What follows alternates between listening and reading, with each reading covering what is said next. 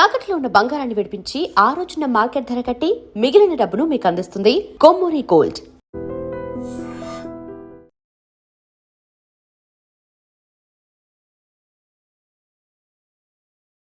నమస్తే, welcome to I dream talking point with Kavitha.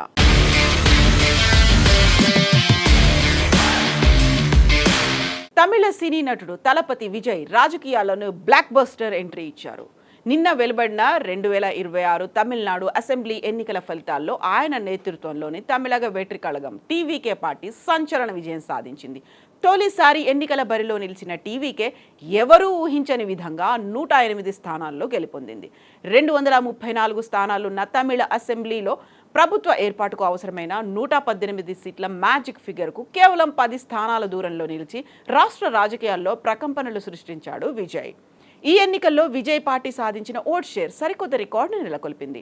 TVK ఏకంగా 34.92% ఓట్లను సాధించింది. 2000 సంవత్సరం తర్వాత దేశంలో తొలిసారి ఎన్నికల్లో పోటీ చేసిన ఒక పార్టీ ఇంత భారీ ఓట్ షేర్ దక్కించుకోవడం ఇదే మొదటిసారి. ఈ ఫలితాలు తమిళనాడు రాజకీయ ముఖ చిత్రాన్ని పూర్తిగా మార్చేశాయని విశ్లేషకులు అభిప్రాయపడుతున్నారు. గతంలో దేశవ్యాప్తంగా పలు ప్రాంతీయ పార్టీల తొలి ఎన్నికల ప్రదర్శనను పరిశీలిస్తే విజయ్ విజయం ఎంత పెద్దదో అర్థమవుతోంది. 2013లో ఢిల్లీలో తొలిసారి పోటీ చేసిన అరవింద్ కేజ్రీవాల్ ఆమ్ ఆద్మీ పార్టీ 29% ఓట్ షేర్తో 70కి 28 సీట్లు గెలుచుకుంది. ఉమ్మడి ఆంధ్రప్రదేశ్లో 2014లో వైఎస్ జగన్మోహన్ రెడ్డి స్థాపించిన వైఎస్ఆర్ కాంగ్రెస్ పార్టీ తన తొలి ఎన్నికల్లో 27.9% ఓట్ షేర్తో 70 స్థానాలు దక్కించుకుంది. అలాగే 2004లో కేసీఆర్ నేతృత్వంలోని తెలంగాణ రాష్ట్ర సమితి 6.7% ఓట్ షేర్తో తెలంగాణ ప్రాంతంలో 26 సీట్లు గెలిచింది. ఈ గణాంకాలతో పోలిస్తే విజయ్ పార్టీ తొలి పోరాటంలోనే చారిత్రక విజయాన్ని నమోదు చేసిందని స్పష్టమవుతోంది.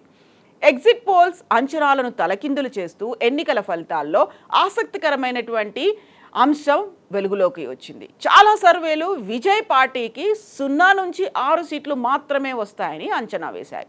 అయితే ప్రదీప్ గుప్తాకు చెందిన యాక్సిస్ మై ఇండియా సంస్థ మాత్రమే విజయ్ వేవ్ను సరిగ్గా అంచనా వేసింది. టీవీకే పార్టీకి 98 నుంచి 120 సీట్లు వస్తాయని ఆ సంస్థ ముందుగానే చెప్పడం గమనార్హం. తమిళనాడు రాజకీయాల్లో నటుడు విజయ్ స్థాపించినటువంటి ఈ పార్టీ సృష్టించినటువంటి ప్రభంజనం ఇప్పుడు ప్రతి ఒక్కరూ మాట్లాడుకునేలా చేసింది. తొలిసారి ఎన్నికల బరిలో నిలిచినటువంటి టీవీకే ఎవరూ ఊహించని విధంగా 108 స్థానాల్లో గెలుపొందింది. 118 సీట్ల మ్యాజిక్ ఫిగర్కు కేవలం 10 స్థానాల దూరంలో నిలిచింది. ఈ విజయం ఈ ఎన్నికల సమయంలో పుట్టింది మాత్రమే కాదు, అభిమానులు సంఘటితమై సేవా కార్యక్రమాల్లో పాల్గొన్నారు. దీనివల్ల ఎన్నికల సమయంలో కాకుండా ఏళ్ల తరబడి ప్రజలతో ఒక ప్రత్యక్ష రాజకీయాలకు అతీతమైనటువంటి సంబంధం ఏర్పడింది. ఇక స్టేజ్ నెంబర్ 2 అసలు ఎన్నికలకు ముందే ప్రయోగం చేశారు. 2021లో విజయ్ తన వ్యవస్థను పరీక్షించడానికి ఒక ప్రయోగం చేశారు. పార్టీని అధికారికంగా ప్రకటించకుండా తన అభిమాన సంఘాల సభ్యులను స్థానిక సంస్థల ఎన్నికల్లో స్వతంత్రులుగా పోటీ చేయించారు. కేవలం నెట్వర్క్ను మాత్రమే క్రియాశీలం చేశారు. అప్పుడు మొత్తం 169 మంది పోటీ చేస్తే 115 మంది విజయం సాధించారు. అభ్యర్థుల ఎంపిక, బూత్ నిర్వహణ, ఓట్లను సమీకరించడంలో తమ నెట్వర్క్ ఎంత పటిష్టంగా ఉందో ఈ ప్రయోగం నిరూపించింది. ఇక స్టేజ్ నెంబర్ 3 అభిమానుల నుంచి క్రమశిక్షణ గల క్యాడర్గా ఎన్నికవడం. 2026 ఎన్నికలకు ముందు కేవలం అభిమానులను చేర్చుకోవడంపై కాకుండా సరైన వారిని ఎంచుకోవడంపై విజయ్ దృష్టి పెట్టారు. కార్పొరేట్ తరహా ఇంటర్వ్యూలు, నేపథ్య పరిశీలనలు జరిపి బాధ్యతల్ని అప్పగించారు.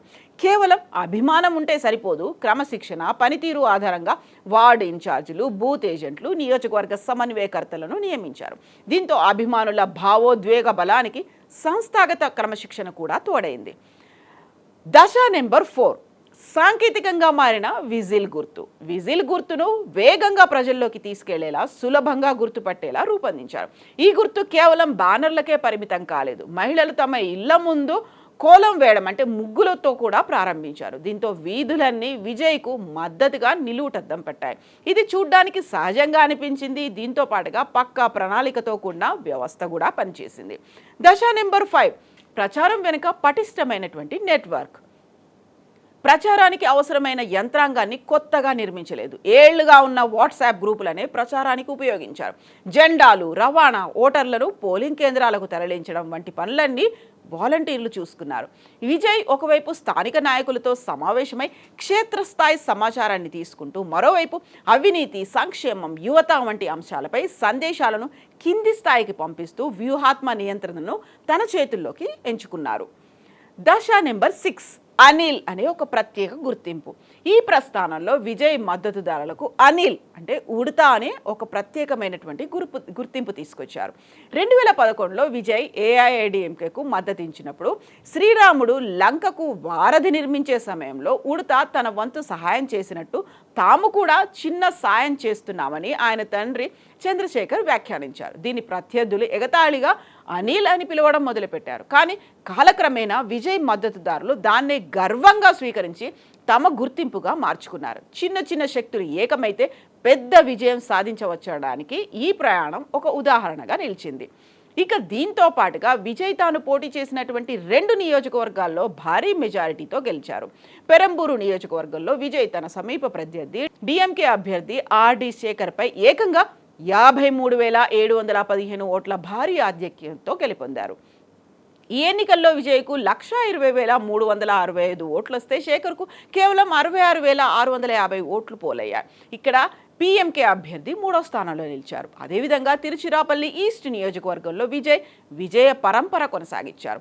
ఇక్కడ డిఎంకే అభ్యర్థి ఎస్ ఇనిగో ఇరుదయాల్పై 27,416 ఓట్ల మెజారిటీతో విజయం సాధించారు. ఈ స్థానంలో విజయ్కు 91,381 ఓట్లు, ఇరుదయార్జ్కు 63,965 ఓట్లు లభించాయి. అన్నాడీఎంకే అభ్యర్థి 3వ స్థానానికి పరిమితమయ్యారు. ఈ మేరకు తన విజయాలపై విజయ్ ఎన్నికల అధికారుల నుంచి సర్టిఫికెట్లు అందుకున్నారు. రాజకీయాల్లోకి వచ్చిన అతి తక్కువ సమయంలోనే 2 చోట్ల గెలవడం ద్వారా దశాబ్దాలుగా పాతుకుపోయిన ద్రవిడ పార్టీలకు విజయ్ గట్టి పోటీ ఇవ్వనున్నారనే సంకేతాల్ని పంపించారు. అయితే విజయ్ గెలుపొందినటువంటి 2 స్థానాల్లో ఏది తన వద్ద ఉంచుకుంటారో, దేనికి రిజైన్ చేస్తారు, రిజైన్ చేసినటువంటి స్థానాల్లో దేని నుంచి పోటీలో ఉండబోతున్నారు, ఎవరిని నిలబెడతారో మీరేమనుకుంటున్నారో కామెంట్స్ రూపంలో తెలియజేయండి.